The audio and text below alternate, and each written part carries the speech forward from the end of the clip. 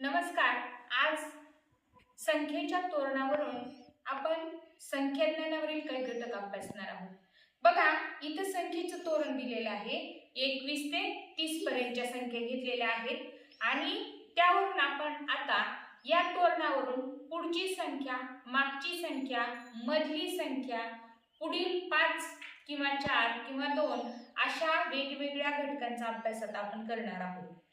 बालमित्रांनो, आपण संख्येचं हे तोरण घेतलेलं आहे, बरोबर आहे की? तुम्ही तोरण कशावरून ओळखलं बरं? संख्याचं तोरण लावलेलं आहे, कारण आपण हे अशा प्रकारचं तोरण कधी लावतो रे बालमित्रांनो? छान, दिवाळीला लावतो, दाराला पण लावतो, आहे की नाही?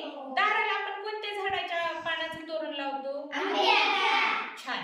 बघा, ह्या तोरणावरून आपल्याला आता छानपैकी संख्या ज्ञानावरील पहा. आता आपल्याला यामधून आपण पहिल्यांदा संख्येच्या लगतच्या पुढचे आणि लगतच्या मागच्या संख्या बघणार आहोत. बघा, ही आपली 21 ते 30 ची संख्येचं तोरण आहे. मी पहिली संख्या किती घेतली आहे बघा? 24.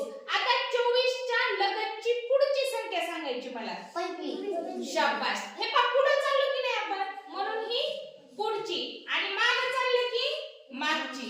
मागची कोणती येणार आहे? 23. छान. आता जर आपल्याला 24 संख्या दिली तर त्याच्या पुढची संख्या लिहा म्हणल्यानंतर तुम्ही कोणती संख्या लिहिणार? 25. शाबास. आणि 24 च्या मागची कोणती लिहिणार? 23. बघा, पुढे आणि मागे तुमच्या लक्षात आलेलं पाहिजे की 24 पासून पुढे गेलं तर ती पुढची संख्या समजायची आणि 24 च्या मागे सांगितलं तर 24 च्या डाव्या साईडला बघायचं. समजलं तुम्हाला? पुढे म्हणलं की कोणती बाजू बघायची? उजवी. आणि मागे म्हणलं की डावी बाजू. बघा, मी आता दुसरा अंक घेतलाय इथं. किती अंक घेतलाय मी? हवाचा. मला 27 च्या पुढची लगतची संख्या सांगा. 28. शाबास. आणि मागची पण सांगा. 27. शाबास. 26. बघा, निरीक्षण करताना आपण पुढची सांगण्यासाठी उजवीकडे गेलो, मागची सांगण्यासाठी डावीकडे गेलो. बालमित्रांनो, आता आपण दुसरं आणखीन एक उदाहरण घेऊया. बघा, आपण ही 21 ते 30 पर्यंतची तोरण काढलेलं आहे, पण आपण त्या विविध प्रकारच्या संख्या घेऊन सुद्धा आपण याच्यावर अभ्यास करू शकतो छानपैकी. बघा, आता मी घेतलाय किती अंक मध्ये? 21. आता मला 21 च्या पुढची संख्या सांगायची आहे 22. आणि 21 च्या मागची पण सांगायची आहे 20. बघा, आपल्या तोरण मध्ये नाही, पण तुम्ही डावीकडे जायला सांगितलं म्हणून तुम्ही 20 च्या डावीकडे गेलो, तुम्हाला अंक मिळाला 20. बघा, ज्यावेळेस दिलेल्या संख्येच्या लगतची पुढची लगतची मागची संख्या विचारताना या पद्धतीने अभ्यास करायचा. लक्षात आलं? आता बघा, काल आपल्याला एक FLN मध्ये आपल्याला एक वर्कशीट आली होती, बरोबर आहे की नाही? तर त्याच्यामध्ये आपल्याला एक अंक दिला होता, संख्या दिली होती आणि त्याच्यापासून पुढे 5 संख्या सांगायच्या होत्या. आणि दुसरा प्रश्न असा होता की एक संख्या दिली होती, त्याच्या मागच्या 5 संख्या सांगायच्या होत्या. समजा मी तुम्हाला आता 23 अंक दिलाय. किती अंक दिलाय? 23. मला 23 पासून पुढच्या 5 संख्या सांगायच्या आहेत. तुम्ही सांगा. 24, 25, 26, 27, 28. बघा, 5च सांगायच्या आहेत. म्हणजे मग तुम्ही कुठपर्यंत सांगणार? 28 पर्यंत सांगणार. छान. तसंच मला समजा मी एखादी संख्या दिली आणि त्याच्या मागच्या 5 संख्या विचारल्यात. समजा मी तुम्हाला 30 ही संख्या दिली, त्याच्या मागच्या 5 संख्या सांगायच्या आहेत मला. कोणत्या साईडच्या मोजताल तुम्ही आता? हा, मोजा बरं. किती संख्या सांगा? 28, 27, 26, 25. किती संख्या घ्यायच्या होत्या आपल्याला? 5 संख्या घ्यायच्या होत्या, म्हणजे आपल्या 25 पर्यंत आल्या. बघा, ही जर तुम्ही गोष्ट लक्षात ठेवली की पुढे जायचं म्हणलं की आपल्याला उजव्या साईडला आणि मागे जायचं म्हणलं की डाव्या साईडला, ही जर कृती लक्षात ठेवली तर तुम्हाला यातल्या कुठलीही संख्या चुकणार नाही. बघा, आता आपण दोन्हीच्या मधली संख्या हे या संख्येच्या आधारे अभ्यासलं.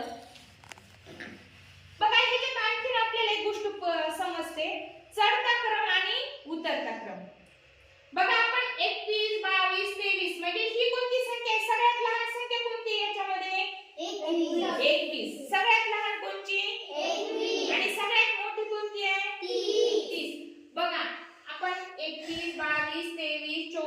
म्हणजे हा चढता क्रम झाला. कोणता क्रम झाला? बघा जर आपण इथं लिहिलं 21 22 23 24 25 हा काय झाला? चढता क्रम झाला. बघा आपण लहान संख्येकडून मोठ्या संख्येकडे चाललो की नाही? 21 22 23 24 25 कडे गेलो. याला म्हणायचं चढता क्रम. तुम्ही पायऱ्या चढता तेव्हा सगळ्यात खाली किती पायरी असते? छोटी असते. पण किती असते? एकच असते की नाही पहिली पायरी? जशा जशा पायऱ्या वर चढत जातात तशा तशा पायऱ्या वाढत जातात. बरोबर आहे की नाही? म्हणजेच त्याला चढता क्रम म्हणायचं. आणि उतरताना तुम्ही जरी पहिल्या पायरीवर असल्यात शेवटच्या तरी खाली तुम्हाला खूप साऱ्या पायऱ्या दिसतात. बरोबर आहे की नाही? म्हणजे तुम्ही मोठ्या संख्येकडून खाली येणे याला म्हणायचं उतरता क्रम. काय म्हणायचं? बघा लहानांकडून चढलो आपण त्याला चढता क्रम म्हणायचं.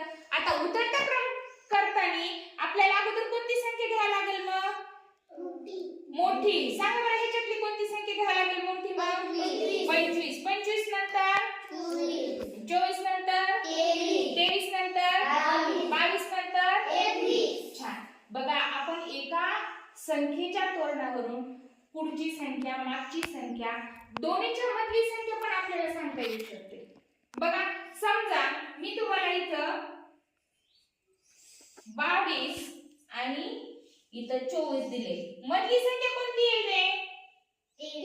23. मधली कोणती संख्या येणार आहे? म्हणजे आपल्या डोळ्यासमोर आलं पाहिजे जो अंक दिलाय त्याच्या मागच्या पुढचं दोन्हीचे अंक दिले त्याच्यामधलं याच्यासाठी निरीक्षण करण्यासाठी आपल्याला 1 ते 100 पर्यंतचे अंक अचूक माहित असणं गरजेचं आहे आणि ते आपल्याला छान ओळखता पण आले पाहिजेत. तर या संख्या तोरणावरून आपण लहान मोठी संख्या पुढची संख्या मागची संख्या चढता क्रम उतरता क्रम ह्या सगळ्या गोष्टी छानपैकी अभ्यासल्यात.